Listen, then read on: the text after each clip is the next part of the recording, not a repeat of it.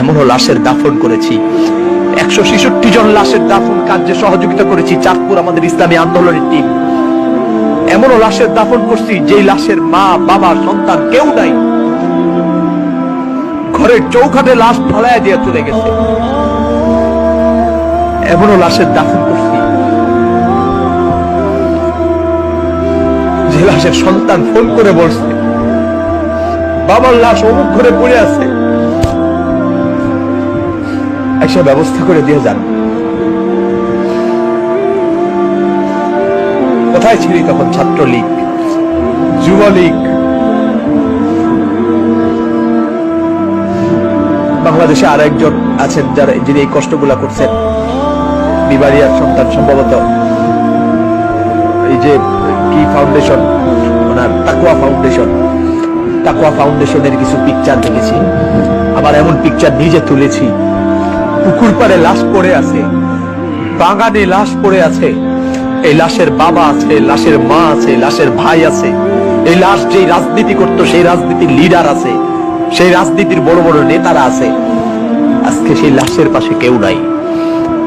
কে দাফন করেছে? কে কবর দিয়েছে? কে গোসল দিয়েছে? এমনও লাশের গোসল এই 2 হাত দিয়ে দিয়েছি।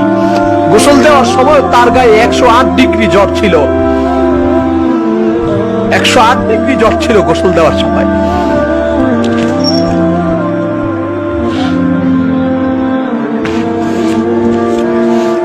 কলিজা ফেটে যায় দুঃখে।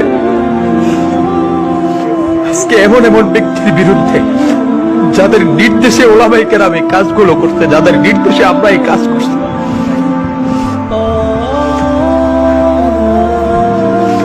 তোমাদের নেতারা আজকে যারা ভাস্কর্যের পক্ষে কথা বলতে গিয়া আল্লামা ফয়জুল করিম আর মামুনুল হক আর বাবুনগরীকে গালি দাও, গ্লাস করা চতুর্মুখী গ্লাস করা রুমের মধ্যে এসি রুমে বসে কোন কথা বলার প্রয়োজন হইলে কম্পিউটারের মাধ্যমে, মোবাইলের মাধ্যমে ভিডিওতে কথা বলছে, সামনে আসে নাই।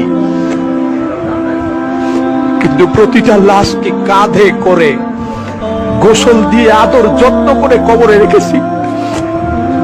কোন সেবার কমতি ছিল না।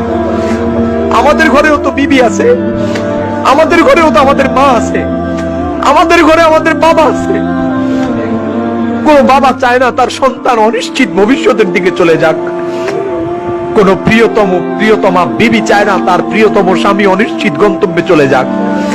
যতটি লাশের দাফন আর কাফনে রওনা হয়েছি, বিবি কিছু সময় চুপ ছিল, নীরব ছিল, জবানে বলতে সাহস করে নাই যে যায় না। কারণ সে জানে সে এমন এক স্বামীর ঘরে এসেছে যে স্বামী ইসলাম মানবতার ব্যাপারে কোনো ছাড় দেয় না, মানবতার প্রয়োজনে এগিয়ে যায়, ইসলামের প্রয়োজনে এগিয়ে যায়, দেশের প্রয়োজনে এগিয়ে যায়। আরে আমাদের বিবিদের তো আমাদের উপর মহব্বত আছে, আমাদের সন্তানও তো আছে, সন্তানের উপরও তো আমাদের মহব্বত আছে। তোরা বের হোস নাই, কিন্তু আমাদের সন্তানের মহব্বতকে আমরা তালাক দিয়েছি, বিবির মহব্বতকে লাথি দিয়েছি, বাবা মায়ের মহব্বতকে বাবা মায়ের জায়গায় রেখে দিয়ে বেরিয়ে গেছি তোদের জন্যে। 166 জন লাশ চাঁদপুরে যাদেরকে দাফন করেছি, এদের মধ্যে অসংখ্য লাশ ছিল, অনেকগুলো লাশ ছিল যারা ছাত্রলীগ করেছে, যুবলীগ করেছে, আওয়ামী লীগ করেছে। কই আওয়ামী লীগের কোন নেতাকে তো পাই নাই, যুবলীগের কোন নেতাকে পাই নাই, ছাত্রলীগের কোন নেতাকে পাই নাই। এতগুলো কষ্ট বুকে চাপা দিয়ে রেখেছি, নিজের জীবনকে বিপন্ন করে করোনার লাশ দাফনে এগিয়ে গিয়েছি, কাঁধে বহন করেছি, হাতে বহন করেছি, নিজ হাতে ডলে ডলে গোসল দিয়েছি। আজকে আমাকে জুতা মারো, আমাকে দেশ থেকে ভাগায়া দিচ্ছ, আজকে আমি মৌলবাদী, আমি রাজাকার, আমি পাকিস্তানি, তো তুমি ভারতকে সমর্থন করার জন্য তুমিও বাংলার অপরাধী, তুমিও যুদ্ধাপরাধী, তুমিও দেশদ্রোহী। একই অপরাধে যদি আমাকে দেশ ছাড়তে হয় তো এর আগে তোমাকে দেশ ছাড়তে হবে। আমি যে দেশপ্রেমিক এর কোনো সন্দেহ নাই, আমার অসংখ্য প্রমাণ আছে, এ দেশে আমার অবদান আছে, আমার বাবার অবদান আছে, কিন্তু তোমার কোনো অবদান নাই। তুমি শুধুমাত্র আওয়ামী লীগ এই নামটাকে পুঁজি করে তুমি তোমার পেট বাঁচাচ্ছ, তুমি তোমার সন্তানের আহাল পরিবারের পেট বাঁচাচ্ছ। এই দেশে তোমার কোনো অবদান নাই, বরং অবদান আছে লুটতরাজ দিক দিয়ে তুমি শ্রেষ্ঠ, ধর্ষণের দিক দিয়ে তুমি শ্রেষ্ঠ, খুন করার দিক দিয়ে তুমি শ্রেষ্ঠ, মানুষের হয়রানি করার দিক দিয়ে তুমি শ্রেষ্ঠ, মানুষের হক নষ্ট করার দিক দিয়ে তুমি শ্রেষ্ঠ। এগুলোর দিক দিয়ে তোমার অবদান আছে, তুমি সাবধানে কথা বলো।